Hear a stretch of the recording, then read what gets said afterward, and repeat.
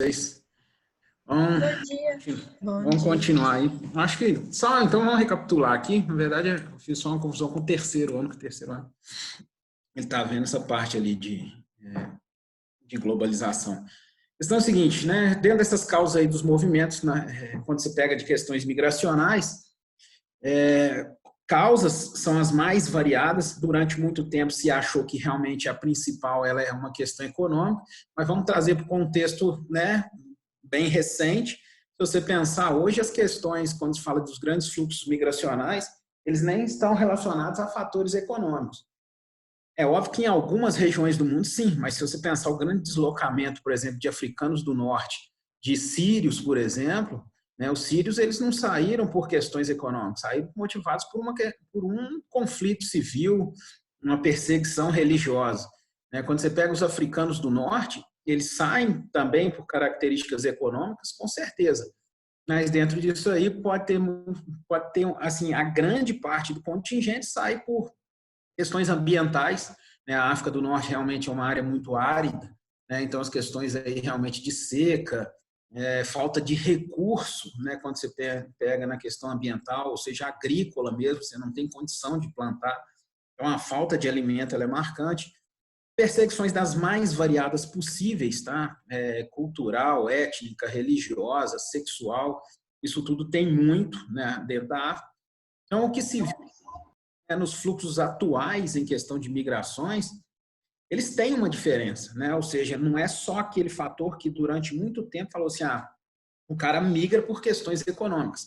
Na verdade, você tem sim isso aí como uma das principais. Mas lembrar que hoje as outras também elas têm uma relevância muito grande aí. Toda vez que a gente fala das áreas, né, que coordenam os fluxos migracionais, a gente tem que pensar primeiro em duas áreas específicas, né? Então, a repulsão, a gente até comentou isso aí, é a área que vai repelir a pessoa, é que vai mandar a pessoa embora. E a área de atração, que é a área que ela tem, né, condições que vão proporcionar uma melhor condição de vida. Então, a população vai migrar. Se você for avaliar durante muito tempo, ficava-se sempre no contexto econômico, o cara saía de uma área de repulsão, era uma área que não tinha emprego, uma área que não tinha renda, não tinha desenvolvimento, faltava mercado de trabalho, isso tudo. Ele ia para uma área de atração onde tinha emprego, trabalho, essa questão toda.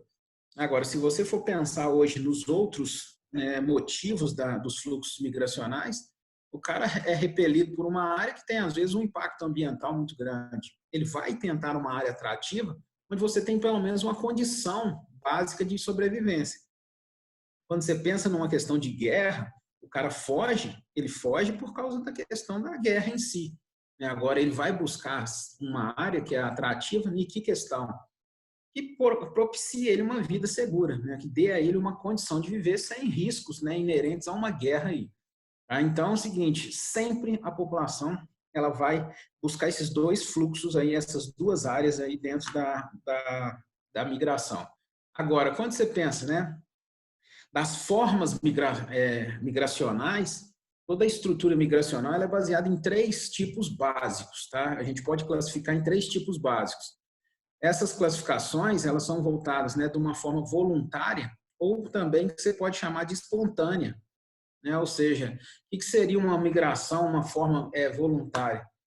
Você você vai para uma determinada área atrativa porque você quer, né? Ou seja, eu vou mudar para a Alemanha porque é interessante, vou buscar emprego, vou ter uma qualidade de vida melhor, vou tentar uma vida diferente nesse país. Você está se propondo a isso, né? Então você entra dentro desse fluxo que a gente chama de população migrante. Até pegando essa parte aí, a gente está falando muito nessa questão de migrante. Cuidado que migrante é tudo quanto é contingente populacional em deslocamento. Tá? Depois a gente vai ver alguns termos que são específicos aí. Quando você pega, né, a outra classificação é forçado. Então, o indivíduo que foge de guerra, foge por um sinistro ambiental, ou seja, um acidente ambiental muito grande, por causas, né, igual está aqui, escravidão, perseguição religiosa, étnica, política, casos de guerra civil ou, né, atividade militar em nações, isso tudo ele é forçado a sair, ele não quer sair. Porque, na verdade, tem alguns tópicos de estudos maiores dentro de imigração que falam que o cara só é levado a uma migração depois realmente de ser muito, assim, todos os fatores vinculados àquela área repulsiva realmente não permitir ele desenvolvimento nenhum, porque toda pessoa que nasce em uma determinada região, ele tem vínculos com aquela região, pode ser ruim ou boa. Então, para que force um cara a sair, realmente, né, tem que ter motivos bem drásticos, né, para que levem esse indivíduo a mudar. E hoje tem uma classificação diferente que é chamada de controlado, tá? A migração controlada. Essa você tem de duas formas. Tá? Você tem, por exemplo, uma migração controlada que é interessante. O Canadá faz. Né? O Canadá permite aí de 150 a 180 migrantes ano, né, de mão de obra qualificada para morar no Canadá. Ele controla isso por quê? Por uma falta de profissionais, por uma ausência de uma população, né, maior, de um crescimento populacional. Com isso, ele faz esse controle para que ele tenha certinho a entrada desses migrantes legalizados dentro do mercado de trabalho. Eles sejam absorvidos, façam parte da composição, né, étnica do Canadá e, a partir disso aí, né, participem do desenvolvimento do país.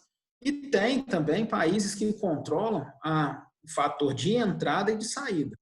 Né? Aí já são países em que você apresenta não tanta liberdade. Né?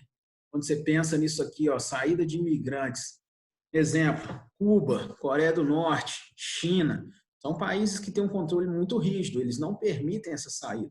Né? Justamente porque a saída de um imigrante não é nem o fator dele ir morar em outro país para tentar uma vida melhor.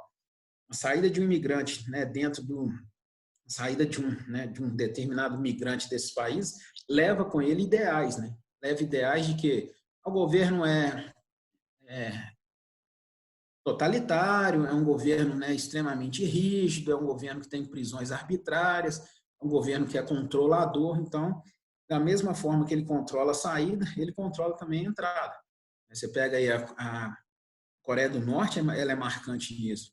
Para você conseguir entrar em Cuba, você tem todos uns trâmites burocráticos que têm que ser avaliados, justamente porque se você não tiver, né, toda documentação e não demonstrar o que você vai fazer lá, ele não vai entrar. Primeiro, o país economicamente não é viável. Né? Dentro disso aí, você pode levar ideias, que é para o governo até pior. Né? Porque, na verdade, se você pensar um cara que sair do Brasil para morar em Cuba, ele está louco, né? Ou está drogado, só pode. Agora, dentro disso aí, ele para ir, tá, mesmo para passear, é complicado. Tá? Porque tem que ter toda uma regulamentação justamente para ideias não transitarem. Agora, você tem várias outras formas, tá? Quando você coloca dentro desses voluntários, você tem algumas classificações que devem ser levadas em conta, tá? Quando você fala na questão da migração. Uma delas é quando a gente relaciona ao que a gente chama do tipo de migração, a gente tem que estudar o que a gente chama do espaço de deslocamento. Né? Quando você pensa num espaço de deslocamento, essas migrações, elas têm, né? Elas podem ser vinculadas a continentes, dentro disso aí há um país especificamente, então você tem o que a gente chama aí de migrações internacionais, né, que pode ter o fluxo tanto de imigração como de emigração. Aí vem aquelas questões aí que lembrem, né, ele até coloca aqui, ó, emigração, movimento de saída populacional de um determinado país, imigração, movimento populacional, né, de entrada. Então, é só lembrar, né, o que é o emigrante. Né? O emigrante é o cara que vai sair, e, né, vai para o exterior. Agora, todo emigrante de um país, ele é imigrante em outro. Tá? Então, ele sai de uma área repulsiva como imigrante e ele vai entrar no outro como o quê? Como um imigrante. Isso aí é importante porque tem que ser avaliado por alguns países um negócio chamado de crescimento demográfico. O que é esse crescimento demográfico? Você tem que levar em conta toda a taxa de natalidade com a taxa de mortalidade, mais um negócio chamado de saldo migratório. Porque quem entra no Brasil faz parte da população, mas também quem sai. Então você tem que ter essa conta aí para você saber qual é o tamanho dessa população. É para você ter um censo organizado, ter um censo bem, né, detalhado aí. Agora, quando falar a palavra migrante, tá? Migrante é qualquer população migração e deslocamento. Tá? Então, isso aí você tem várias formas, né, de migração, por aqueles motivos todos que nós falamos de migração. Então, você pega aí dentro do espaço de deslocamento, esses migrantes, e dentro aí são emigrantes e imigrantes, eles podem ser, né, intracontinentais, né, essa parte aqui, e dentro disso aí, o que seria intracontinentais?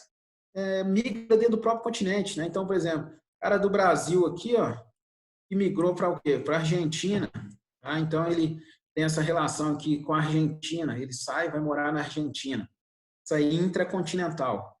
E é um grande fluxo, tá? Ocorre realmente um grande fluxo dentro desses continentes. Um exemplo, nós temos fluxos migracionais enormes para paraguaios para o Brasil, uruguaios para o Brasil, argentinos, bolivianos. Tá? Isso tem muito hoje dentro das questões migracionais na América do Sul. Então, acontece intracontinental. Intercontinentais é o cara que migra do Brasil, por exemplo, para a Europa. Né? Então, isso aí é um fluxo muito grande também. E até um detalhe, quando a gente fala, só voltando um pouquinho aqui no intracontinental, um dos maiores fluxos migracionais que tem no mundo é a migração interna que a gente tem dentro da Europa. E aí vem uma questão que difere daquilo que nós falamos quando se comenta em relação às áreas de repulsão e áreas de atração. Porque é muito comum, por exemplo, um francês que migra para a Inglaterra, um inglês que migra para a Holanda, um cara da Holanda que migra para a Bélgica, ou seja, onde que você acha área repulsiva aí? Você não tem área repulsiva. Tá? Se você falar que o cara vai mudar da Holanda para a Bélgica, ele vai continuar sempre um país atrativo. Agora, isso vai muito pelas questões vinculadas à integração do bloco e muito também pelo fator de oferta de mercado de trabalho. Então, por exemplo, o cara que tem um bom emprego na Holanda, às vezes ele acha o melhor na Bélgica. Um cara que tem um bom emprego na Inglaterra, às vezes ele é levado por uma condição melhor de emprego, por exemplo, para a França. É um fluxo migracional enorme, mas enorme. Assim como, por exemplo, o fluxo migracional do Japão para os Estados Unidos. Todos os dois são áreas de atração, mas a condição de emprego, às vezes, propicia isso aí. Propicia essa mudança, essa ideia de você deslocar de um país bom para outros também. Então, as migrações que a gente chama do espaço internacional. Então, o espaço de deslocamento é o espaço global. Quando você pega na migração nacional, ou também chamar de migrações internas, tá? O Enem ele até prefere chamar de migrações internas. São as migrações dentro do próprio país, tá? Ou seja, as migrações que acontecem, e isso aí realmente a gente tem que falar muito, né? A gente vai ter uns mapinhas aí para ver, são as migrações relacionadas às regiões, né, dos países. Então, por exemplo, o cara que desloca, né, de Belo Horizonte para São Paulo, é uma forma de migração. Mas também tem o cara que desloca de Manaus para São Paulo. Tá? Então, isso aí são as migrações nacionais. Muitas delas, né, você tem motivos variados também, mas nesse ponto, um motivo que pega muito é aquela questão lá que a gente fala que é a ideia dos primeiros, né, teóricos lá, sempre um fator econômico. Essas migrações podem ocorrer sim, o Brasil tem até algumas características marcantes aí que a gente vai ver. Agora, dentro desse espaço de deslocamento, dentro dessas características, né, de emigração, de imigração, o que a gente tem aqui, ó? Quando você pega das migrações, você tem várias, né, caracterizações. Eu coloquei aqui migrações nacionais ou internas, mas dentro numa migração internacional, a gente tem migrações que podem ser de algumas classificações, que não estão aí. Mas, por exemplo, na migração internacional, você pode ter uma migração que é chamada de definitiva. A espontânea, geralmente, ela é definitiva.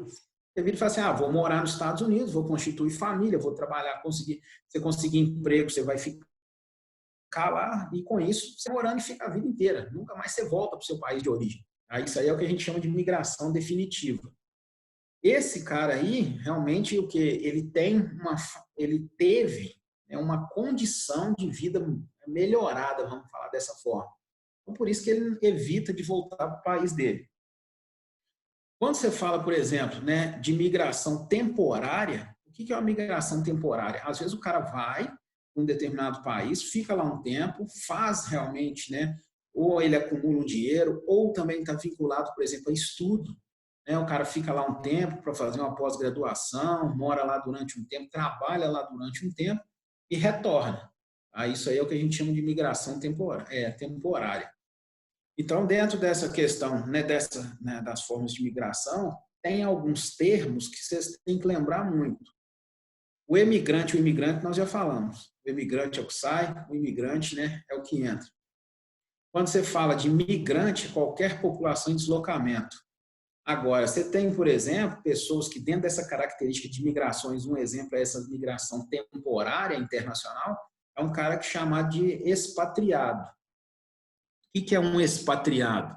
Expatriado é aquele cara que vai trabalhar em outro país com um vínculo no país de origem dele. Então, por exemplo, né, é o exemplo mais clássico. Qualquer engenheiro que esteja, né, por exemplo, da Petrobras, trabalhando lá em Angola, né, ele é da Petrobras, ele é funcionário da Petrobras, que é uma empresa brasileira. Ele está lá em Angola e, geralmente, o tempo de permanência dele lá, sabe-se que tem um tempo, mas esse tempo não é tão curto. Então, por exemplo, a Petrobras manda o cara lá e fala, ó, vai ficar lá 5 anos, 6 anos, 10 anos. Então, a partir depois dos 10 anos, você retorna. Então, no momento em que ele estiver lá durante esse período de 10 anos, ele é chamado de expatriado. Tá? Agora, você tem também alguns termos que têm sido muito utilizados. Cuidado na hora de falar, por exemplo, o que é refugiado. A refugiado tem uma denominação que é totalmente política. O refugiado, ele é um migrante? Ele é um migrante. No primeiro momento, na verdade, ele é um migrante. Ele só se torna refugiado se ele for recebido por um país, né, e a partir disso aí, ele entrar dentro do negócio chamado de Registro Nacional de Refúgio. Então, por exemplo, no Brasil, o cara só é considerado refugiado na hora que ele assina esse registro nacional. Isso é um documento que ele é até obrigatório, porque você tem um acordo internacional de refúgio, né? Um tratado internacional de refugiados que foi feito pela ONU. Justamente porque você tem diretrizes que são determinadas pela ONU, né, que é pela ANCNUR, que é a agência da ONU para refugiados, ela determina condições para que você receba um refugiado. Depois que você recebeu o refugiado, você tem que dar a ele toda a condição, né, de ser inserido na sociedade. Por isso que é problemático, às vezes, quando aparecem sentimentos aí de xenofobia, né, racismo, preconceitos cada vez mais graves aí em relação a refugiados. Porque se o país aceita e ele assina esse registro, você tem que cumprir obrigações. Por exemplo, o refugiado tem direito à segurança, né? Ou seja, direito à segurança é o seguinte, você tem que prezar pela segurança do refugiado. O refugiado tem direito de ser inserido na sociedade econômica, ou seja, ele tem que trabalhar, você tem que arrumar emprego para ele. Refugiado, das poucas coisas que o refugiado não pode fazer, é envolver em questões eleitorais. Agora, o restante, ele pode ter acesso às universidades do país, ele tem até mais facilidade de entrar nas universidades do que vocês, porque ele tem um dispositivo próprio em que as universidades, às vezes, têm que, né, reservar vagas e ele só se candidata para uma entrevista. Vocês têm que se matar numa prova no final do ano, né? Então, isso aí é uma característica que tem de refúgio. No Brasil, assim, a maioria dos países que seguem esse tratado, né, até recente está se discutindo muito se o Brasil vai continuar seguindo esse tratado de refúgio ou não. O cara chega, ele é considerado dentro disso aí, ele é avaliado alguns quesitos. Se for migrante legal, se for legalizado, veio ali, ó, chegou na fronteira porque está sendo perseguido, ele tem que confirmar algumas questões, né? Por exemplo, muitos venezuelanos que pediram refúgio no Brasil, tem que confirmar, né? Pela situação do país também, o próprio Ministério das Relações Exteriores brasileiras vê que está gerando, né, um grande fluxo de refúgio. Aí ele fica ali como migrante. A partir do momento em que ele assinou lá no Itamaraty, né, no Ministério das Relações Internacionais, ele assina o documento, aí ele é refugiado. Mas e o cara, então, que fica num campo de refugiado? No campo de refugiado é um cara que está à parte. Ele difere de um refugiado que já assinou o documento e pediu refúgio a um país. Então, quando você pega aí o cara que está no campo, hoje a gente chama ele até de apátrida. O que é um cara apátrida? É um cara que ali no campo de refugiado, o termo é até mal utilizado, ele não pode entrar no Brasil, mas ele não pode voltar, por exemplo, para a Venezuela. ele está num campo de refugiado lá em Roraima. No campo de refugiado, tanto que é o seguinte, quem controla um campo de refugiado? A ANCNUR. É a ONU que controla. Então, a ONU monta aquela infraestrutura, por quê? Porque o cara fica ali numa fase intermediária. Naquele momento lá, ele não tem pátria porque ele não está na Venezuela e ele não está no Brasil. Então, ele é apátrida. Ele não pode voltar para a Venezuela, mas ele também não pode entrar no Brasil. Isso aí, hoje, é um grande contingente populacional que você tem no mundo. Quando você pega os campos de refugiados, né, como o termo diz, hoje estão, né, a população beira mais de 10 milhões de refugiados. Ou seja, o volume é muito grande. Tá? Então, cuidado com esses termos aí, tá, em relação à população. Dentro do país, o que a gente tem aí nas formas migracionais? Primeiro, né, você tem a migração interregional. Então, é a migração que é fora das regiões. Então, pense aí, ó, o cara sai de São Paulo, né? O cara sai do sertão nordestino, como é a clássica que a gente vai ver aí, né, e vai para São Paulo. Um na região Nordeste, outro na região Sudeste. Interregional. Para o IBGE, não é tão interessante, desde que, tá, você tem um desequilíbrio nas regiões. Então, por exemplo, se o cara sai do sertão do Nordeste e vai para São Paulo, ele sai porque o sertão é ruim. Ele vai para São Paulo porque ele tem uma perspectiva que São Paulo vai deixá-lo rico. Ele vai entrar no mercado de trabalho, ele vai formar uma massa trabalhista, para que acabe ele satura aquela cidade. Se a migração for interregional, mas existir equilíbrio dentro das regiões, é interessante. Por exemplo, o cara saiu, mas ele vai sair muito com aquela história muito próxima do porquê que o cara, né, da França migra para a Bélgica, que eu falei. Ele saiu, né, vamos supor, do Nordeste, foi para o Sudeste, mas ele estava empregado no Nordeste, mas ele saiu porque parecia uma oportunidade melhor. Agora, quando tem equilíbrio, isso a gente sabe que o Brasil não tem equilíbrio. Aí a gente tem que mexer especificamente com a questão do Brasil agora, nesses fluxos migracionais.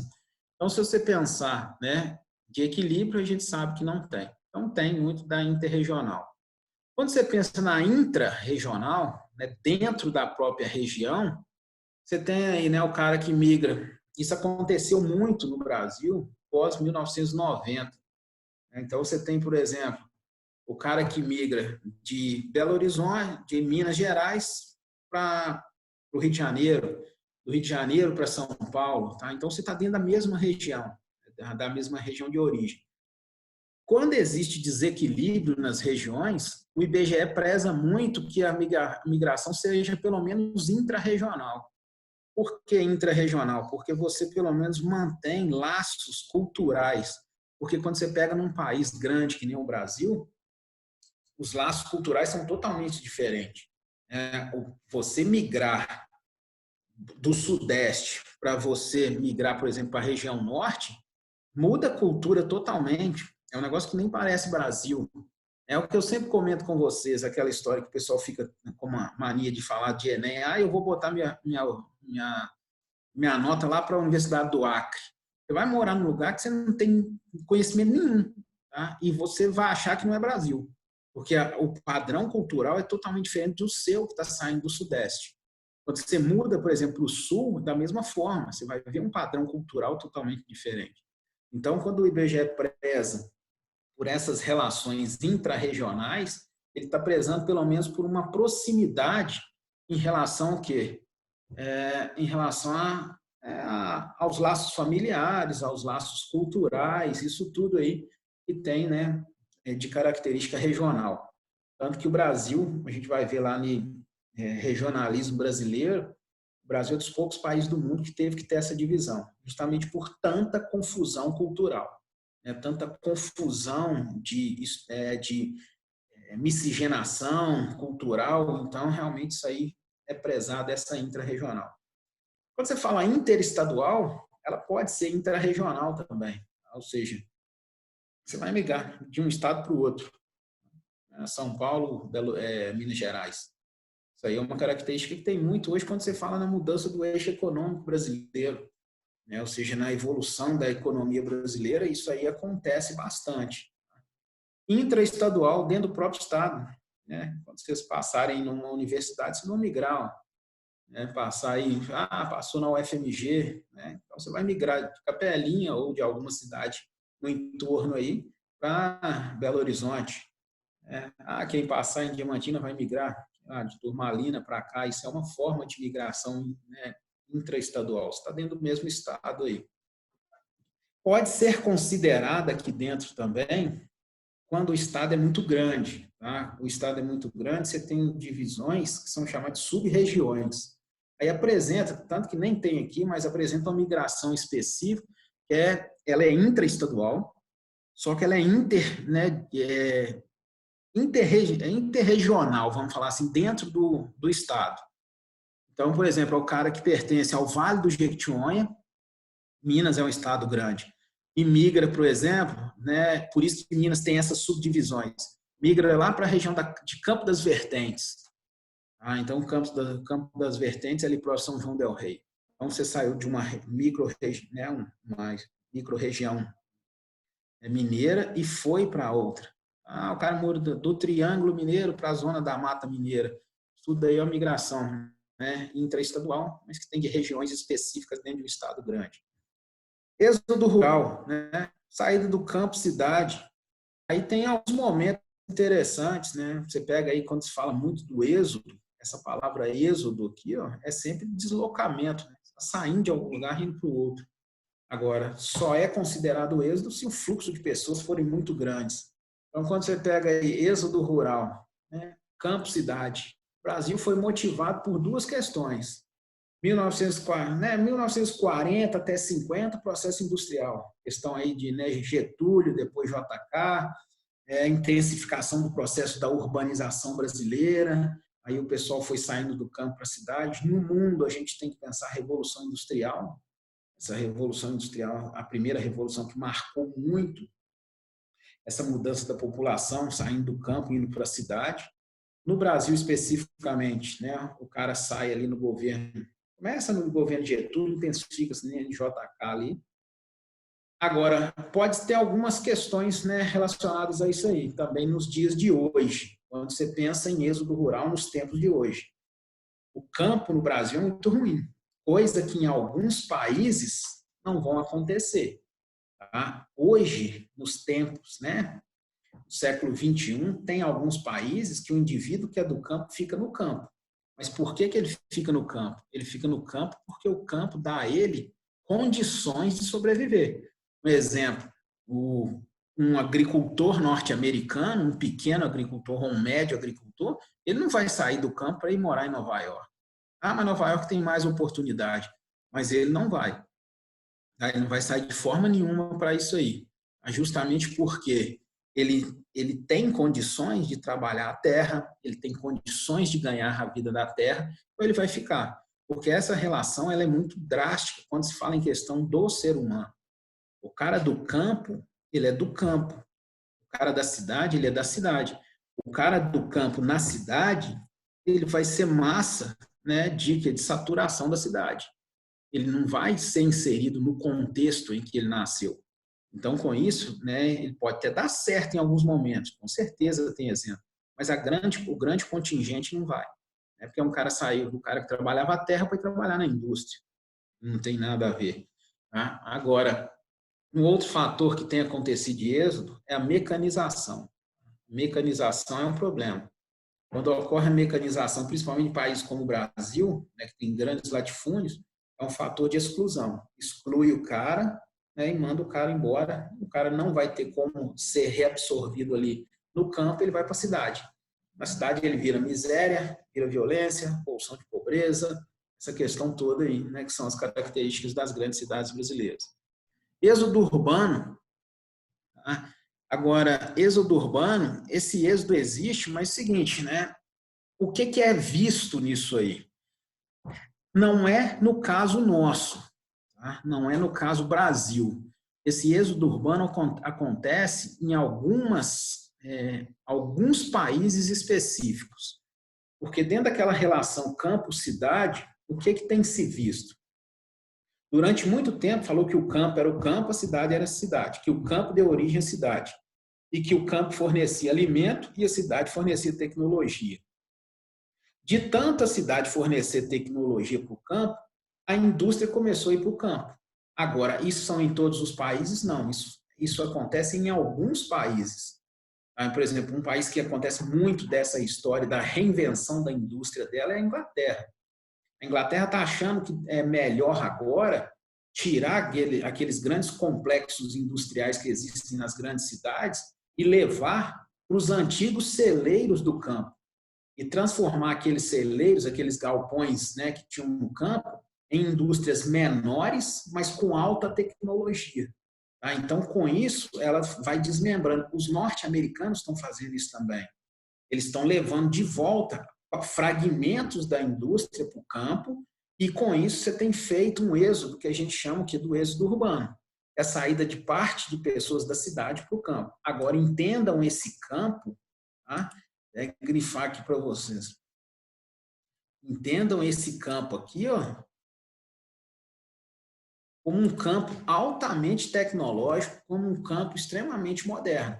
Por isso que lá, né, quando a gente fala em relação de centros urbanos, lá em urbanização, eu falo para você o seguinte, a teoria que mais rege essa relação hoje campo-cidade é uma teoria chamada teoria da continuidade. O campo é continuidade da cidade, a cidade é continuidade do campo. Então, hoje não dá para você desmembrar esses dois. Aí, em alguns países, intensificam isso aí, essa modernização do campo, mas no sentido de levar à industrialização. Agora, não entenda também mega complexos industriais, né? Grandes complexos automobilísticos. Agora, uma parte da indústria automobilística que é extremamente moderna, né? Que vai necessitar de mão de obra qualificada, vai necessitar, sim, de um contingente de população, né? Por mais que ela vai ser automatizada, ela vai ser robotizada, mas vai precisar de pessoas, realmente vai precisar de um fluxo de pessoas. Isso ocorre. Também tem uma outra forma de fluxo que é avaliado, esse é em menor nível, tá? Quando você fala de êxodo urbano aqui, ó. É aquele cara que aposentou, tá? Ou seja, ele aposentou, ou ele já tem, né, uma redução de trabalho ali muito grande, ele viveu dentro de uma cidade que às vezes é muito mais complexa as relações, aí ele começa a querer ter uma qualidade de vida. Ele busca essa qualidade de vida. Então, aí ele começa a sair da cidade e ir para o campo. Aí um fator que tem que levar em consideração, tá? Não é aquele cara que, por exemplo, tem um sítio, em final de semana ele vai, não. Tá? Isso aí não é êxodo urbano, não. É o cara realmente que já ali, ele cumpriu um ciclo na cidade, ele já realmente que está buscando uma qualidade de vida. Isso geralmente acontece em cidade grande. Tá? Por exemplo, é muito difícil um cara virar uma cidade pequenininha e virar e falar assim, por na hora que eu aposentar na cidade pequenininha, eu vou embora para o campo. Pô, é óbvio que tem, mas não é um êxodo que a gente fala, não é um fluxo muito grande. Então, isso aqui acontece muito nas cidades grandes. Por exemplo, um cara que trabalhou ali a vida inteira em São Paulo, né, naquele ritmo frenético ali, ele vai resolvendo que ele tem que ter uma qualidade de vida, ele vai largando essa cidade, né, mas muito indo para o campo. Agora, na prática, é o seguinte, não é todo mundo que pode fazer isso, não. Ou seja, geralmente é quem já está bem consolidado economicamente. É o cara que já tem ali condições, ou ele vai investir no campo, tá? Mas ele não vai ser do campo, mas ele vai morar no campo. Tá? O cara que sai da cidade para ir para o campo, vocês não pensem que ele vai chegar, vai sair da cidade como executivo ou CEO de uma grande empresa ou de um grande banco e vai chegar no campo e vai virar lavrador. Não. Ele vai para o campo para o quê? Para descansar, para ter uma qualidade de vida. Se ele investir, ele vai investir com alguém que saiba manusear o campo. Então, isso aí é muito complicado, tá? Essas relações, você vê o tanto de coisa que a gente está falando. Essas relações de trânsito migracional, elas são bem complexas. Por isso que migração tem que ser muito bem pensada, né, pelo país. Quando você pega a urbana, né, de uma cidade para outra, então, às vezes pode ser por questão, se você for avaliar, tem questão familiar, questão econômica, Você entra em questão de estudo, né, que ela vai ter além de ser urbano, ela vai receber uma outra caracterização. E você tem algumas formas aí que nós vamos falar, são essas três aí embaixo. Então, mudou, né, de uma cidade maior para uma cidade menor. Isso aí tem que acontecido muito, tanto que isso aqui, essa migração, é uma das mais modernas para o Brasil. Tá? Essa aqui tem acontecido pós 1990, quando você fala de migração urbano, mas dentro de uma outra característica. É óbvio que de uma cidade para outra já existia, mas nessa que eu vou falar agora, e fiquem atentos, porque isso aí realmente já vem em prova. Quando você fala migração urbano, só que tem uma rua de um fluxo migracional muito assim. Belo Horizonte, interior. Aí Belo Horizonte é a capital, o cara saindo da capital para uma cidade do interior. Aí você fala, pô, mas aí é uma relação aqui, ó, muito aqui, ó, né, uma ideia do cara buscar uma qualidade de vida. Nessa aqui, não. Não é que ele está buscando qualidade de vida, ele está buscando oportunidade econômica. Exemplo, por quê? O cara não migra no sentido de Belo Horizonte com essa característica, tá? De buscar qualidade econômica. Belo Horizonte, por exemplo, Diamantina. O cara vai buscar hoje, depois da mudança do eixo econômico, por exemplo, ele migra Belo Horizonte, Uberlândia, Belo Horizonte, Montes Claros, Belo Horizonte, Juiz de Fora, Belo Horizonte, Sete Lagoas. Então, o que tem de característica nessas cidades que vão receber esse indivíduo de Belo Horizonte? Primeiro, são chamadas de cidades médias. São cidades que têm um alto poder industrial e um alto poder de geração de emprego. Belo Horizonte e Patinga, então, são características de cidades intermediárias. Essas cidades elas só ganharam força pós mudança do eixo econômico brasileiro e, com isso, né, elas têm hoje um fluxo. É o grande problema, porque são cidades que cresceram e com o fluxo migracional vão duas coisas: desenvolvimento e problema. Então, você vai problema de saturação da cidade, de inchar a mancha urbana da cidade. Isso vem acontecendo. Um exemplo marcante, que hoje é objeto de estudo do IBGE nisso aqui, ó, é Sete Lagoas. O tanto que Sete Lagoas cresceu, né, o tanto que ela cresceu na questão econômica, sim, né, na questão financeira, mas, ao mesmo tempo, o tanto de problema que Sete Lagoas tem. O tanto de impacto que a cidade tem assim, é gigantesco. As cidades mais violentas de Minas Gerais hoje, justamente por esse fluxo migracional que se tem. Já começa num processo que a gente chama de intenção de conurbação com Belo Horizonte. Olha, né, a confusão que vai virar isso aí. Então, tem essa característica, tá? Lembrem que é um fator econômico. Transumância, né? O pessoal gosta muito mais de falar hoje sazonal, ou seja, migração sazonal. Você migra numa estação pré-definida. Por exemplo, o pessoal do Vale do Jequitinhonha que ia para cortar cana em Sertãozinho, São Paulo, Ribeirão Preto. O pessoal saía na época do corte de cana, na estação certa da época do corte de cana. Você pega, por exemplo, né, o pantaneiro. O pantaneiro ele tem que migrar das terras baixas do Pantanal para as terras elevadas na época de cheia do Rio Paraguai. Então, tem uma época pré-estabelecida, uma época que é conhecida ali. Então, isso tudo aí é migração chamada de migração de transumância. O cara fica ali um tempo, depois ele retorna, né, para o local de origem. Aí. Isso tem muito, tá? Conforme a agricultura é que domina muito isso, os ciclos de produção. Por exemplo, época da colheita de algodão no Mato Grosso, época da colheita, por exemplo, grande parte de algodão ele é feito uma colheita de duas formas, né? Tem uma parte manual e tem uma parte que é altamente mecanizada, depende do tipo de algodão que vai se utilizar. Aí, por exemplo, mas o corte da cana é muito marcante isso aí. Produção de café em algumas regiões do Brasil, tá? Você gera um fluxo que ainda é manual, né? Ou seja, a colheita é manual, então tem muito essa questão aí. O nomadismo, né? Os indivíduos nômades aí, ó, a gente tem ações que são nômades, né? No Brasil, nem tanto. No Brasil, você tem como nômade hoje é uma classe que é uma das maiores populações do mundo, que são os ciganos. Né? Ciganos são nômades. Agora, a caracterização primeira de nomadismo que você tem que levar em consideração era busca de alimento e abrigo. Então, você tem que pensar lá nos povos antigos, né? Os nossos ancestrais aí, quando a gente falava que os homens eram caçadores e coletores. Quando você pensa que são caçadores e coletores, o cara buscava alimento e a partir daquela busca de alimento ele tinha que achar um abrigo temporário ali. Agora, uma característica do nômade que você tem que lembrar, do nomadismo, é que o cara não tem abrigo definitivo, tá? Isso aqui, ó, é temporário. Então, ele vai migrando. Na África e na Ásia existem muito, né? Aquelas caravanas beduínas que a gente fala. O pessoal vai buscando, mas só que hoje tem um contexto diferente também. Esse contexto não é muito de busca de alimento e abrigo.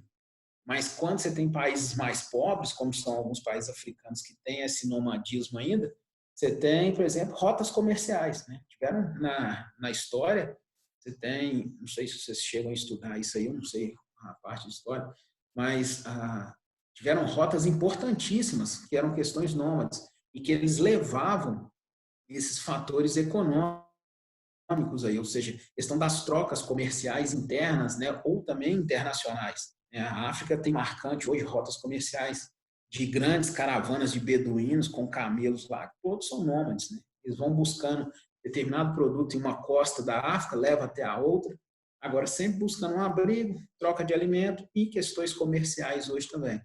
Tá? Então, o nomadismo existe, tá? E tem uma grande parte da população mundial aí que é a população mais seleta, né? Mas é um volume bastante significante.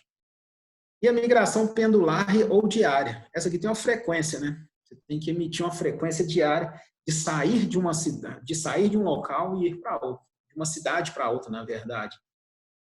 Na Europa, é possível fazer sair de um país para o outro. Ou seja, na fronteira norte dos Estados Unidos com o Canadá, também pode-se fazer isso. Às vezes tem canadenses que trabalham nos Estados Unidos e voltam à noite para dormir no Canadá. Então, tem, por exemplo,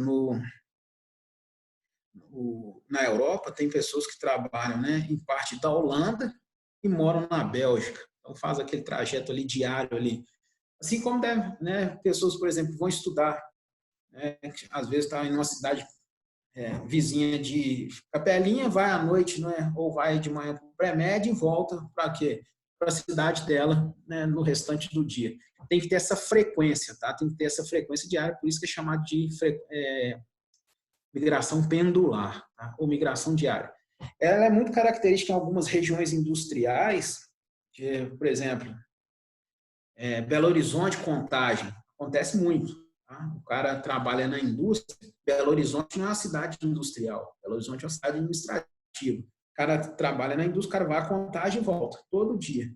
Tá? Isso, em algumas outras regiões também, criava uma história chamada cidades dormitórias, que o cara só ia na cidade, o cara saía de manhã, ia para a cidade B lá, trabalhava e voltava à noite só para dormir.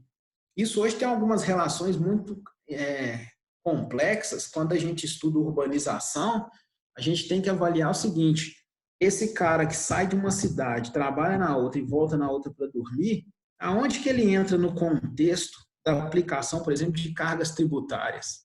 É que ele vai pagar imposto. Se ele usufrui ele pode usufruir, por exemplo, de serviços na onde que ele está trabalhando, assim como ele pode usufruir de serviços na onde que ele está dormindo. Isso gera alguns conflitos, até mesmo em alguns grandes municípios que são conurbados, tá? Que tem essa questão de serem aglutinados, né? Ou seja, você não ter o limite entre um município e outro. Então, e além disso, quando você vai avaliar estudos econômicos, se o cara comprou, por exemplo, supermercado, você fez supermercado na cidade dele que vai dormir, ele gerou tributo para aquela cidade. Agora, se ele chegou na cidade que ele trabalha e almoçou, ele gerou tributo para outro também. Então, tem essas relações também que o migrante pendular, ele contribui para as duas coisas. Isso aí já é um fator relevante para ele. Ou seja, ele tem que essa contribuição.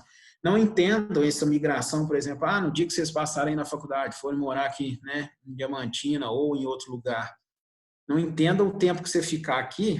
Eu fiquei aqui, né, 4 anos, 5 anos. Você não vai considerado migrante pendular. Isso aí, às vezes, pode até ser inserido aqui, ó. Migração sazonal. Tem essa característica também aí, tem que ser levado em consideração. Agora, Entre isso tudo aí, tá? Migração, ela tem fatores que são positivos e fatores que são negativos. Ela pode ser positiva quando você precisa de um contingente de massa, quando você tem um fluxo migracional que é regular, não é um fluxo, né, que é irregular, por exemplo, se uma região não propicia nada, todo mundo vai querer sair. Se todo mundo resolver sair, vai virar um êxodo muito grande que a região que vai receber não vai dar conta. Agora, ela tem que ser incentivada, ela tem que ser, não é que ela tem que ser a principal coisa de um país, não.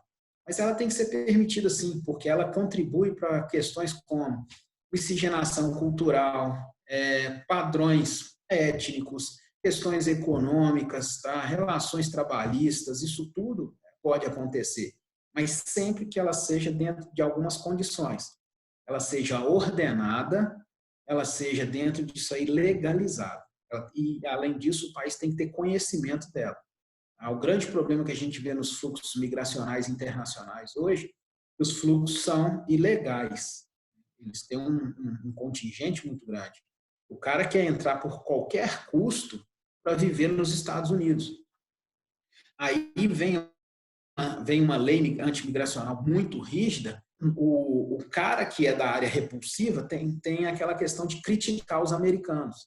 A gente tem que pensar no sistema deles também. A gente tem que pensar, por exemplo, em cotas migracionais como sendo um fator exclusivo, sim, assim, excludente, extremamente repressivo, né? E realmente tem que ter essa consciência. E são, às vezes, até muito preconceituosas, as cotas migracionais. Agora, a gente tem que pensar no país que vai receber também. Tá? Você poder falar assim, nossa, a Alemanha consegue receber 500 mil migrantes por ano. Ela consegue fazer isso porque ela quer dar ao imigrante uma condição de viver. Agora, ela aceita uma imigração legal. É óbvio que eles vão preferir, sim, imigração de países em que eles saibam que está indo para ele uma condição que de mão de obra qualificada, é um cara que tem a intenção, né, realmente de produzir para o país deles. É óbvio que eles vão preferir isso. Agora, que aceita outros migrantes de áreas extremamente pobres, aceita, só que com uma redução. Tem esse preconceito? Tem. Isso aí vem desde a divisão norte-sul, daquela divisão internacional do trabalho, gera aquele abismo entre as nações. É óbvio que, por exemplo, os americanos vão preferir uma imigração de um inglês do que os latinos. Tanto que para latino tem muro, tem cerca, tem polícia, tem exército, tem tudo. Agora, para o do Reino Unido, não tem. Agora, para um latino que é altamente especializado e tem uma capacidade, né, muito específica, ele vai ter, com certeza, que é uma outra forma de migração que é sempre incentivada pelas grandes nações, que é chamada fuga de cérebro. A fuga de cérebro é uma classe de migração, ela não é estudada por vocês, mas ela é uma característica que tem. E agora o Brasil vai experimentar. Quanto mais o Brasil reduz investimento em pesquisa, mais os especialistas vão embora. O Brasil já está experimentando. O Brasil experimentou isso muito na década de 80 até meados de 90. Depois regularizou um pouco. Agora ele volta a migrar. E o que vocês têm que lembrar também? Migração, ela acontece em todas as classes sociais. É óbvio que um fluxo grande que a gente vê é uma classe socioeconômica mais baixa, mas existe migração de todas as classes sociais. Exemplo, hoje, quem é o migrante brasileiro que está indo para os Estados Unidos? Quando você pegava a década de 80, né, pessoal, não sei nem como é que Caleb não foi, né, de Valadares aí, eles iam para os Estados Unidos, eles iam em busca de uma condição de vida, né, de ganhar uma grana. Hoje, quem é um migrante, né, brasileiro que está indo? É o classe média alta. Ele está indo porque a condição interna do país está muito ruim. Então, como ele tem uma capacidade de investimento, ele leva um investimento para determinadas nações e acaba ficando por lá. Foi registrado desde 2012 uma saída de classe média alta muito grande para os Estados Unidos. E os Estados Unidos sabem disso. Por isso que ele propicia leis específicas para essa classe. Por exemplo, um migrante brasileiro que tiver, por exemplo, uma grana, que tiver $500 mil, e investir em um estado mais pobre americano e gerar 4 empregos para o americano, está dentro. né? Ou seja, está dentro de certas possibilidades de conseguir a permanência nos Estados Unidos. Assim como tiver $1 milhão, conseguir investir no estado mais rico e gerar cerca de, acho que se não me engano, 8 a 10 empregos para americanos, está dentro de uma possibilidade, né? E uma possibilidade muito grande de viver lá. Então, quem está migrando é esse pessoal hoje. Migrava-se pessoas, né? Dentro disso aí, condições econômicas mais pobres também, da mesma forma. Então, lembrem desses fatores aí. Passando aí, o que a gente tem aqui só das migrações brasileiras, que na verdade é o que preza aí o material lá na hora que vocês forem ou ver o estudo de populações brasileiras. Primeiro é o seguinte, algumas comparações e alguns acontecimentos que são históricos. Então, aí vocês têm que lembrar muito da história para falar nesses acontecimentos aqui. Ó. Então, por exemplo, primeiro mapa, década de 50, década de 70. Qual era o contexto do país nessa época? JK, construção de Brasília, ampliação de projetos minerais no norte. Então, lembrem daquele projeto, né? O plano de metas, interiorização do país. Você tinha pensar um pouco antes de 40, reflexos de um pouco antes de 50, reflexos de 40. O que eram os reflexos de 40, né? 38, 40. Getúlio, criação da Vale, criação do IBGE, conhecer o Brasil e seus recursos minerais. Por isso foi criada a Companhia Vale do Rio Doce. Você tem dentro disso aí o quê? Uma ideia de você expandir uma fronteira agrícola que tinha começado aqui ó, em 1940, tinha começado aqui no sul do Rio Grande do Sul. Então, era aquela ideia do Brasil ser produtor do seu próprio alimento, do Brasil não necessitar de outros países para constituir sua produção agrícola. Uma ideia de governantes bem antigos que é o seguinte, aproveitar a história das drogas do sertão, levar aquela história para frente, buscar o que a gente chama da ocupação das novas colônias do norte. Isso tudo aí vocês veem na história. Então, para que a gente saiba dos fluxos migracionais no Brasil, a gente tem que levar em conta o fator histórico também do país. Então, se você pega aqui 50 para 70, começa em 40, agricultura brasileira, fronteira agrícola brasileira, avança essa agricultura, tá? Com uma ideia de quê? Com aquela ideia sempre marcante do governo da ocupação do norte. Tá? Então, o norte tinha que ser ocupado. Quem foram os primeiros desbravadores? Os gaúchos. Então, eles saem da fronteira agrícola e eles começam a avançar. Olha esse fluxo como foi. Quanto mais espessa a linha, maior contingente de pessoas em deslocamento. Então, eles foram povoando. Olha que essa é a fronteira agrícola brasileira. Hoje, ela está chegando aqui mesmo. Ela já está aqui. A direção que eles tomaram na época foi essa. Rondônia, né? Parte do Acre, norte do Mato Grosso, Pará. Tanto que na hora que chegar nesse mapinha aqui, ó, eu vou desenhar para vocês o que a gente chama do arco do adensamento brasileiro. Então, quando você pega esse fluxo, ó, Paraná, um dos estados mais interessantes para a agricultura, então você tem uma outra vertente da fronteira agrícola aqui, ó.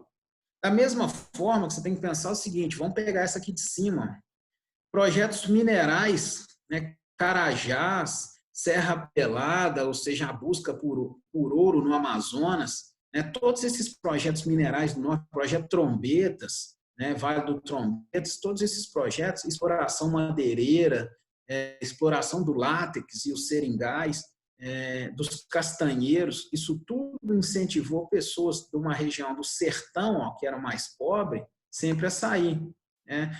As áreas de prospecção de sal marinho no Maranhão, ó, toda essa região aí né, que é interessante para a economia, então você gera esses fluxos migracionais.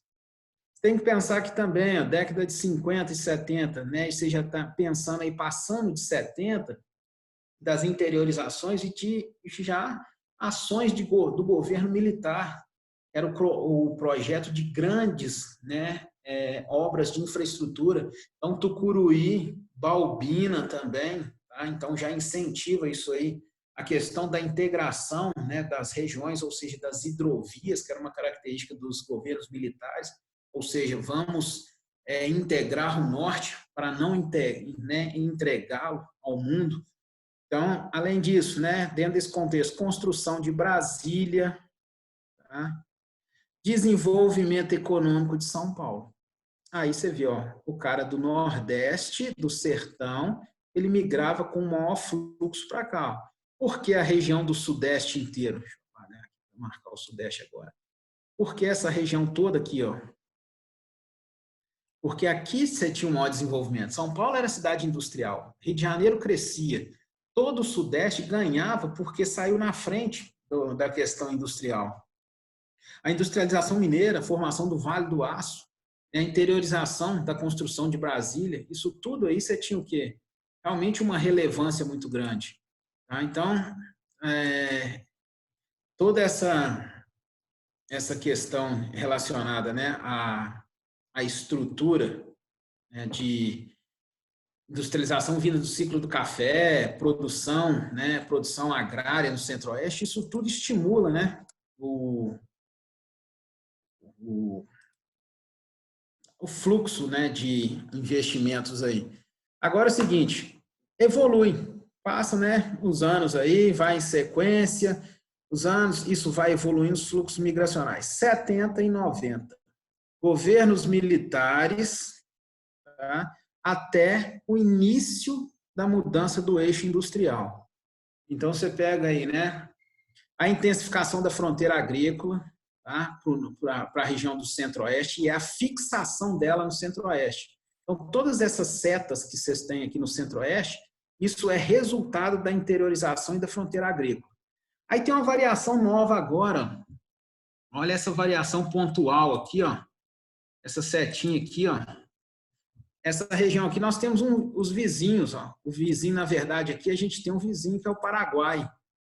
Qual é a característica disso aqui? Por que teve esse fluxo migracional muito grande em relação ao Paraguai, essa área aqui, ó?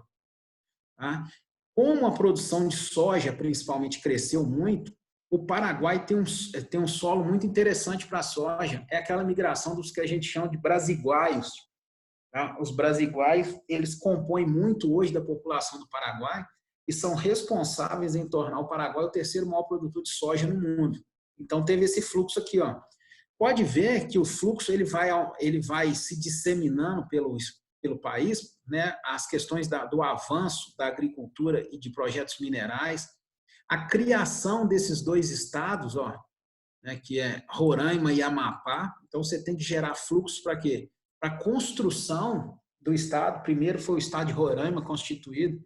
Projetos minerais, né, de exploração do Vale do Madeira, na região do Amazonas e Acre. Então, você tem toda essa ação também da exploração, principalmente do plantio de soja e milho. O avanço, principalmente essa ramificação muito grande aqui, ó, essa ramificação por causa da pecuária, né? Ou seja, o gado de corte. Você começa a surgir aqui, ó, deixa eu dar uma parte.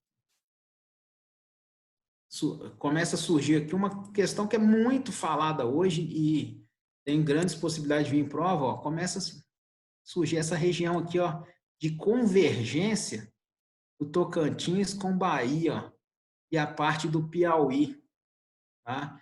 Aí vem Maranhão, Tocantins, Piauí, Bahia, que é o sul, né, que é o noroeste baiano, né?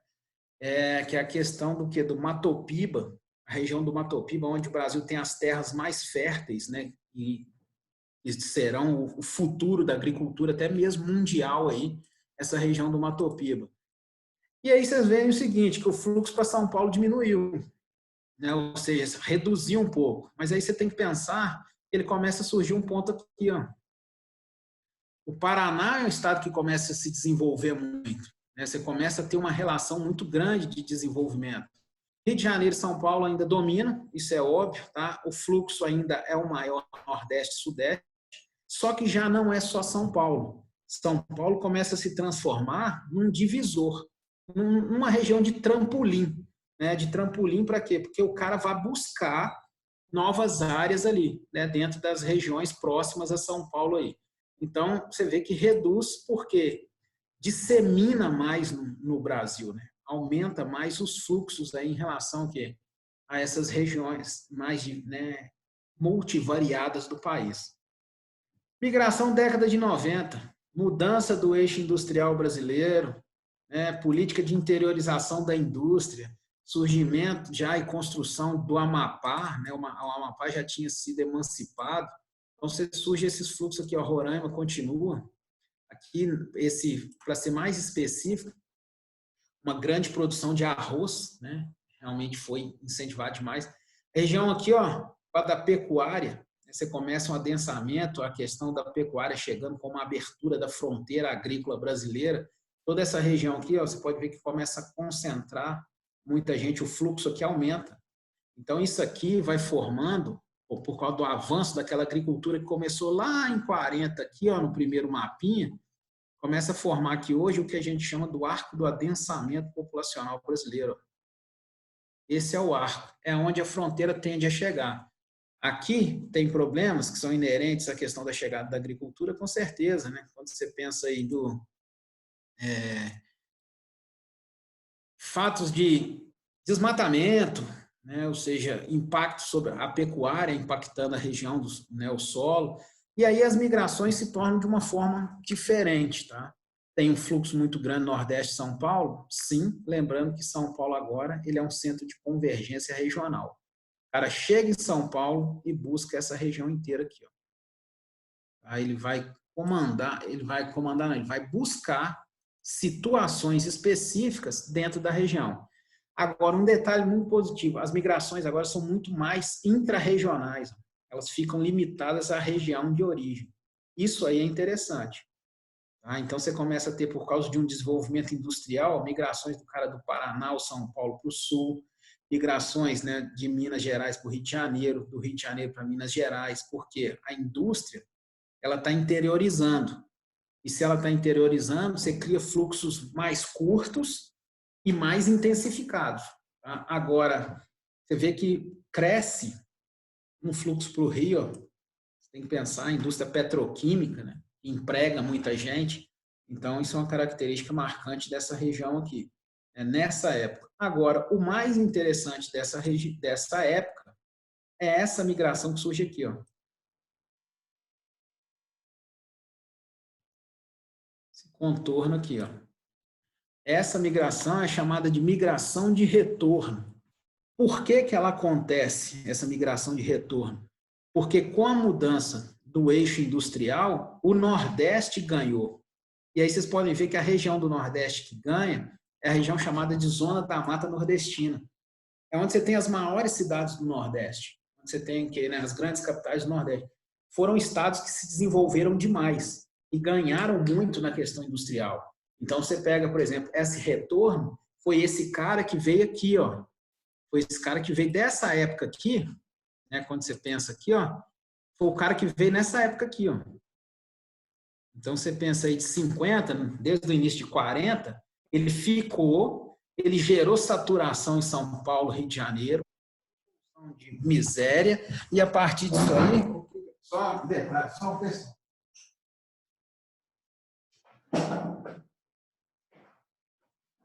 Só que caiu no negócio aqui. Então, dentro dessa questão aqui, a relação aqui, ó, ele gerou, né, um bolsão de miséria e, com isso, aqui em 90 ganhou. Então, ele volta com família. Por que que o IBGE acha isso interessante? Porque dentro desse retorno, ele volta para a região de origem dele. Ó. Ele volta para uma proximidade de laços culturais, laços, né, afetivos, até mesmo isso é considerado. É o que é interessante, que mostra como descentralizou. Precisava mais? Muito mais. Né? Você vê que o Norte ganhou muito pouco. Você tem ainda espaços muito abertos no Norte. Mas o Nordeste ganhou bastante. Tanto que quando a gente estuda estados brasileiros, a gente vê a riqueza hoje de Bahia, Pernambuco, Ceará, que são estados muito fortes. Tanto que o Ceará é marcante, é uma migração direta, um fluxo muito grande para Fortaleza.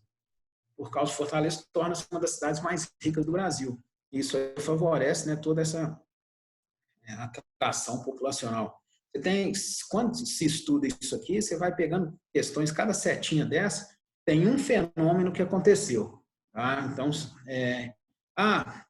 Formação aqui, ó, uma que é específica. Na verdade, vocês não precisam ficar estudando isso cada vez mais especificado assim, não.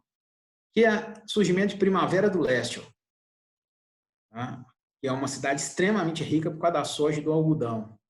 Aí você pega aqui, por exemplo, cidades como Sinop, tá? Uma cidade hoje que é riquíssima. Cidade como Sorriso, por causa da soja, a cidade de maior produção de soja no mundo per capita. Ji-Paraná, tá? Por questão da pecuária. Então, isso aí, Rio Branco, né, no Acre, que é a área efetiva aí na produção de extrativismo. Áreas de produção específica aqui, ó, próxima a Boa Vista, produção de arroz. Depois deu uma confusão, né, com a formação das reservas indígenas na região. A questão do projeto Serra do Navio, ó, busca de cassiterita. Então, cada uma tem uma especificidade, né? Ou seja, a relação de área que vai atuar e o que é que aconteceu para que, né, formasse esse fluxo aí. Agora, lembrem, tá, desses contextos históricos, que são inúmeros, né? Na verdade, não são poucos, porque é o que eles explicam a migração. Os fluxos migracionais hoje estão muito mais, né, intra-regionais, isso é mais tranquilo para o Brasil. Precisa descentralizar mais? Muito mais, para que a gente consiga, né, distribuir melhor essa população. Contudo, quando se fala em população brasileira, aonde que está a maior ocupação do Brasil? Aqui, ó. Nessa região. Toda essa região aqui, ó.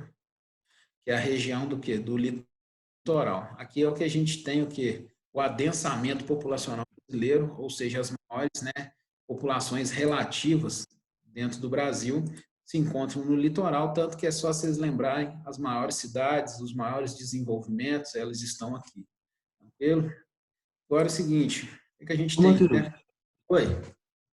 só uma dúvida, sobre uma questão. O que foi essa mudança do eixo econômico? Mudança do eixo econômico é quando o Brasil permite que os estados e os municípios comecem uma guerra fiscal pela indústria. Então, é quando eles falam o seguinte, ó, eu te ofereço redução de imposto se você colocar indústria em tal cidade. É o que aconteceu na formação das cidades no interior, por exemplo. Muita indústria saiu de Belo Horizonte, foi para Sete Lagoas, foi para Uberaba, foi para Uberlândia. Muita indústria saiu de São Paulo e foi para Goiás. Essa aí que é a mudança do eixo econômico. Tá? Então, quando a indústria muda, a população migra atrás de emprego. Então, você vai melhor. Teve muita empresa que saiu de São Paulo, Minas e Rio, foi a região que mais perdeu, por exemplo, a Pernambuco, para a Bahia, para o Ceará, e isso acabou desenvolvendo esses estados. O Paraná, né, ele é um estado que hoje ele tem um fluxo específico para ele, um dos estados mais ricos do Brasil, um dos estados que mais cresce, né, em questão de desenvolvimento industrial. Isso aí que foi a mudança do eixo econômico. Foi em 1990, quando o Brasil participa do processo de abertura econômica, né, processo de abertura da economia dele, né, vamos falar dessa forma. A formação de Manaus entra nessa parte também? O quê? A formação do Parque Industrial de Manaus também entra nessa mudança de fluxo? Manaus foi antes. Manaus é uma ideia do governo, muito do governo militar, mas anterior um pouquinho ao governo militar. Manaus foi criado justamente quando o Brasil ele tinha uma economia muito fechada. Então, com isso, e o governo militar teve essa economia muito fechada, prezava-se pelas questões internas. Então, criou Manaus, por isso que ele chamava de polo, né, Zona Franca de Manaus, para receber as tecnologias externas, né? Tudo que viesse de outros países ficava em Manaus. Então, essa questão aqui, né, Manaus é anterior a isso. Agora, em 1990, pós-1990, ela intensificou. Tá? Intensificou sim. Aí aquela história que era uma zona franca passou a virar polo industrial de Manaus. Só que qual é o problema? No Amazonas, só Manaus ganhou. Então, Manaus hoje é uma cidade rica, uma cidade industrializada, muito. Melhorou demais pós-1990. Mas o problema é que só Manaus ganhou. Tranquilo? Mas faz parte, sim, igual você perguntou. Ô, Matheus, Oi. então, por exemplo, essa mudança aí na economia na década de 90 tem muito a ver também com a desindustrialização e o governo de Collor? Não, na verdade, não. Collor, ele permitiu essa abertura. O governo Collor foi um dos primeiros. Se teve alguma coisa positiva em relação ao governo Collor, foi essa permissão. Na verdade, nem a permissão, mas a ideia. Quem pôs essa ideia de abertura econômica e mudança da indústria mundial, da indústria brasileira, foi Collor. Porque ele falava que a gente tinha que dar qualidade e prezar por uma produção melhor. Então, só foi acontecer isso em governos subsequentes. Mas a primeira ideia começou em 90, mas o fluxo aumenta muito depois, né, meados da década de 90. Mas a ideia é inicial. Desindustrialização, cuidado com isso aí, que isso não é um processo que foi de 90, não. 90 o Brasil ganhou, o Brasil industrializou em 90.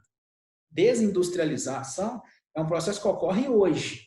Tá? Então, se você pegar, por exemplo, 2020, de 2012 para cá, o Brasil vem desindustrializando.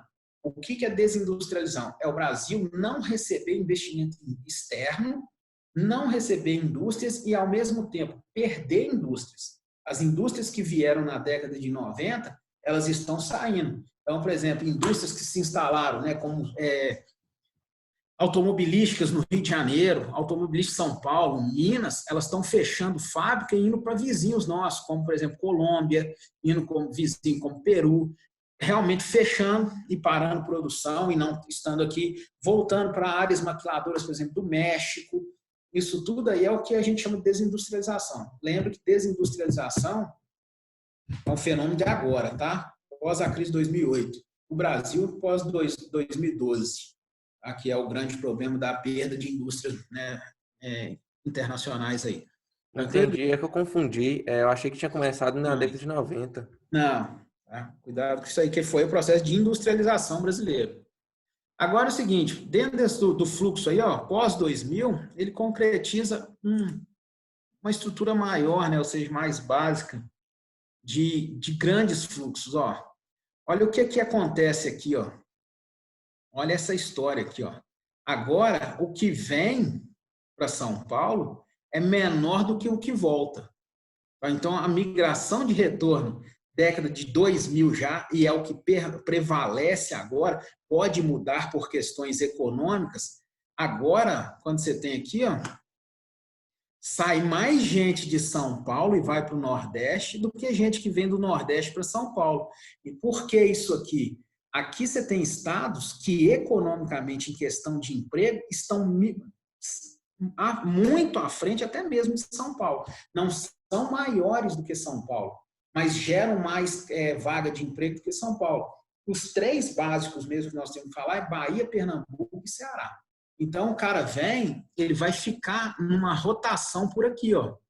Ele fica dentro de uma área aqui. Ele fica buscando emprego nessas áreas da Zona da Mata para a área, por exemplo, de grandes projetos agrícolas.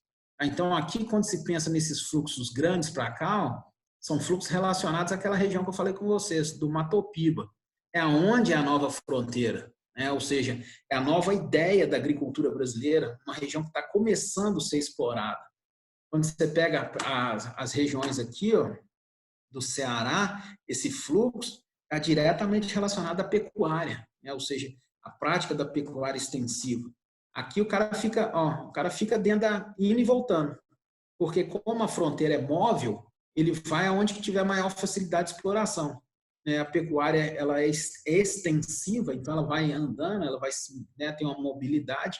Assim aqui também, o cara fica dentro do Amazonas, né, para projetos minerais, grandes projetos agrícolas. O Pará hoje é o maior produtor de carne bovina do Brasil, tem o maior rebanho, tá?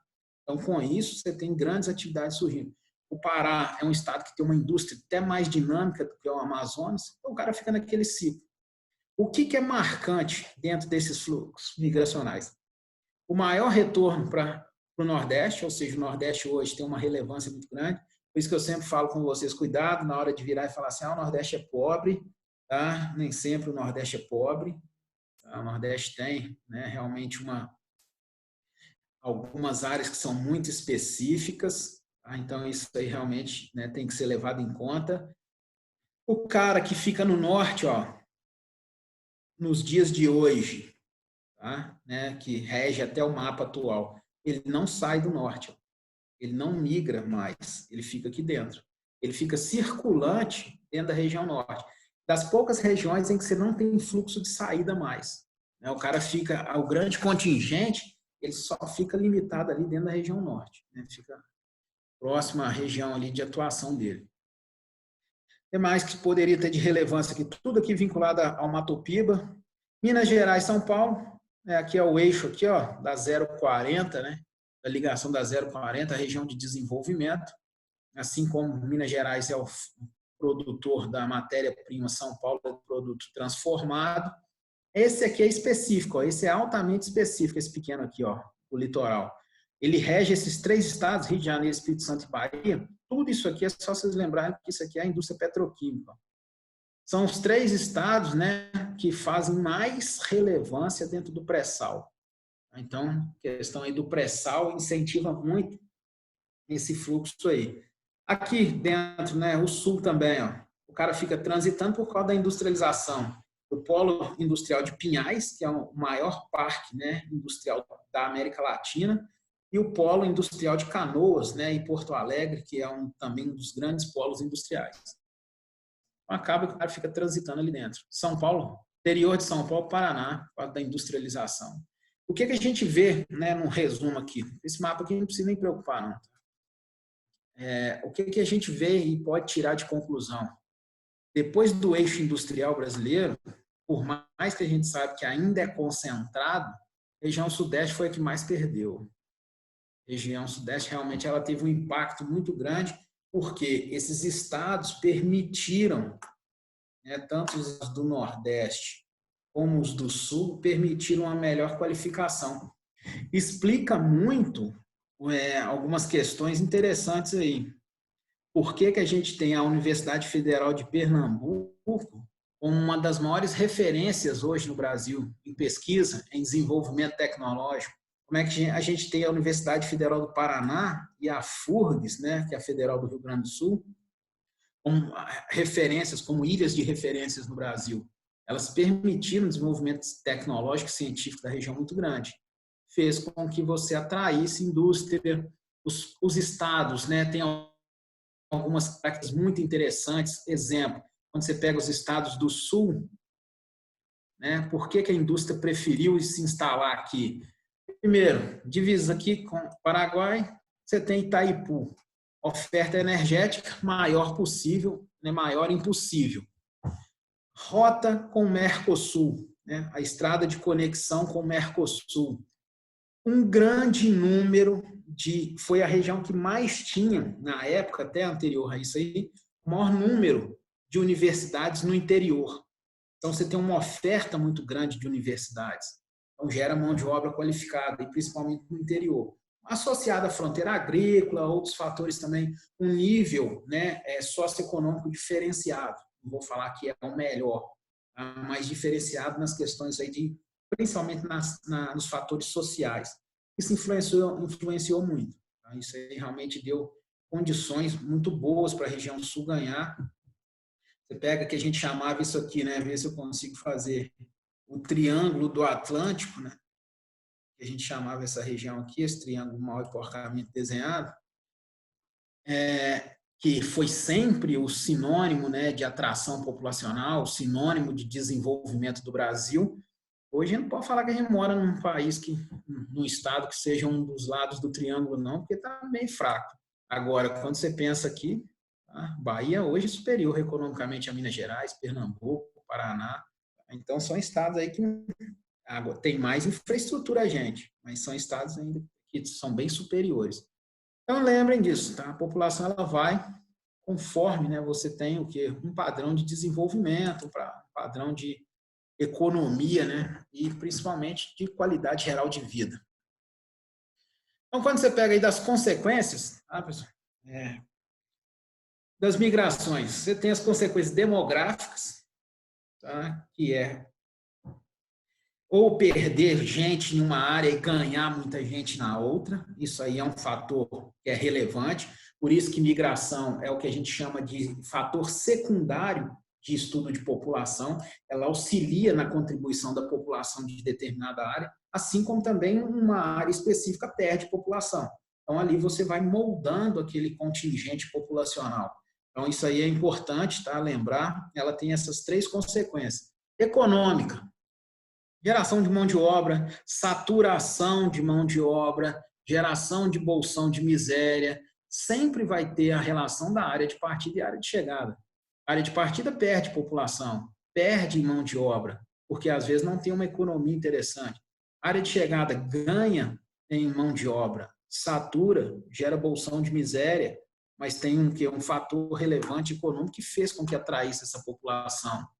E sociais, né? Essa história toda que a gente pode falar, degradação social, melhoria da perspectiva de vida, né? Ou seja, melhoria de uma inserção no mercado de trabalho, aumento, né, das relações populacionais de determinada área, perda dessas relações em outra área, surgimento de bolsões de miséria com degradação social, mazela social, violência.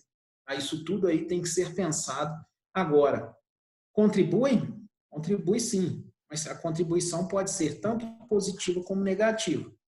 Isso aí realmente tem que ser bem avaliado para que a gente, né, tenha a migração, não, geralmente o que está aparecendo para a gente, que migração deveria ser uma coisa proibida.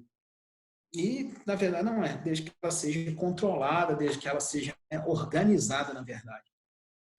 Então é o seguinte, dentro das consequências demográficas, o que a gente tem, né, de específico aí? Diminuição da população absoluta na área de partida. Em contraponto, na área de chegada, você tem o quê? Aumento da população absoluta. Lembrem aí aqueles conceitos, tá? O que é população absoluta? Ou seja, é um número total de indivíduos. Quando você fala que diminuição da natalidade, você reduz população, então você reduz a natalidade. Aqui você tem aumento de natalidade. Costumam ter, né, ter mais filhos que autóctones. Por quê? Autóctones são os naturais da região, tá? Por que essa característica? Porque quando o cara migra, ele busca uma qualidade de vida melhor, a tendência é que ele tenha filho, para que aquele filho usufrua, né, da região.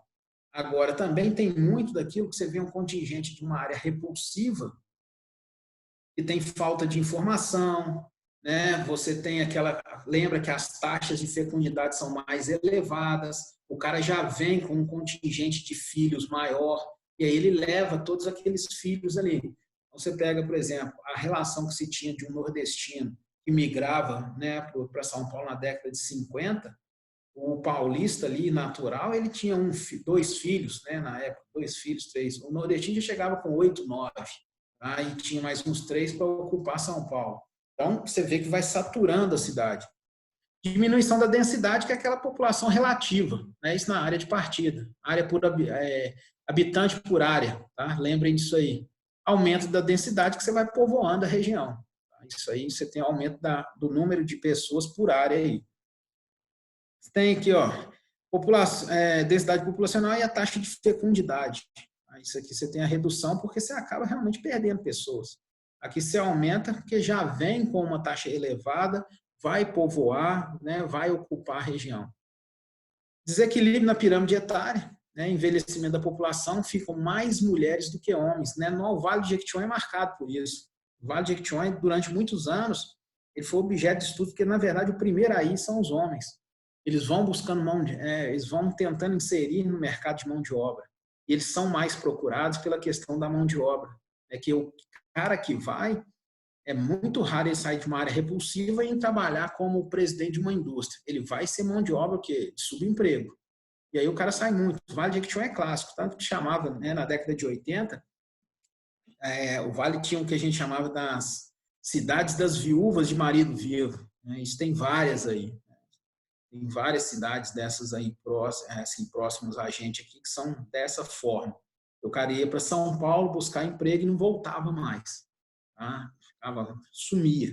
Então, você gera esse desequilíbrio, envelhecimento, sim, tá? Porque a população não se repõe. Um número de desequilíbrio por questão, né, de sexo, né, um número muito maior de mulheres. E lá você tem o rejuvenescimento, maior número de jovens e adultos. Isso não quer dizer tanta vantagem. Tá? O número de jovens quer dizer que a natalidade e a fecundidade está elevada. Aumento da mortalidade por causa desse envelhecimento e das condições precárias de uma área de partida. Diminuição da mortalidade por mais acesso a serviços médicos, tá? Mais informação, mas você tem que pensar que tem questões naturais aí, ó, questões externas que atuam muito. Por exemplo, quando você cria os bolsões de miséria, você tem um número muito grande de jovens submetidos a um nível de violência muito grande, que é característico das grandes cidades, né, das consequências demográficas, mas aí são mais em áreas consequências sociais. Dentro das consequências econômicas, diminuição da população economicamente ativa em área, né, aí, quando você pensa em área de partida, tá? E, ao mesmo tempo, aumento da população econômica. O cara vai buscar emprego lá na região. Diminuição do dinamismo econômico, perde mão de obra, né? Isso, às vezes até um cara que tinha um comércio, mas fechou o comércio, o cara que era um profissional ali realizava alguma atividade, você vai perdendo esse dinamismo. Agora você aumenta com a aquisição de mão de obras mais diversificadas, não vou nem falar especializadas, mais diversificadas. Diminuição do desemprego, porque na verdade, né, não tem gente. Aumento do desemprego porque satura, ou seja, vai chegando, vai chegar um momento que parou, né, já não tem mais mercado de emprego. Ligeira melhoria no salário porque tem menos gente. Então, com isso, o PIB per capita melhora. Agora você começa a gerar isso aqui, ó, mão de obra barata, porque os salários têm que ser divididos para ver se tem mais vagas de emprego. E aí paga-se menos porque essa mão de obra que foi, lembra que eu falei, é diversificada. Quer dizer que ela é especializada, não. Abandono dos campos agrícolas e áreas rurais, isso aí é clássico, né? O êxodo rural, a saída do homem do campo. Pobreza, falta de infraestrutura, mecanização. Aqui você gera o quê? Saída de divisas. O cara ganha dinheiro, mas muitas delas é para mandar, né? Para algum lugar. Entrada de divisas. Ó. O cara foi para São Paulo, mandava dinheiro para cá. Então você tem essa condição econômica aí que é clássico, né? Das migrações. E para a gente fechar, pessoal, as consequências sociais. Tá? O que são essas consequências sociais? Área de partida, né? Introdução de novas ideias e culturas, né? Que você começa a receber alguns incentivos, o cara sai, volta com uma ideia diferente, né? Ou seja, traz isso para a região que já era mais restrita. Diminuição na intensidade das relações familiares e de amizade. Né? Isso aí você vai quebrando as famílias, né? Você vai desestruturando.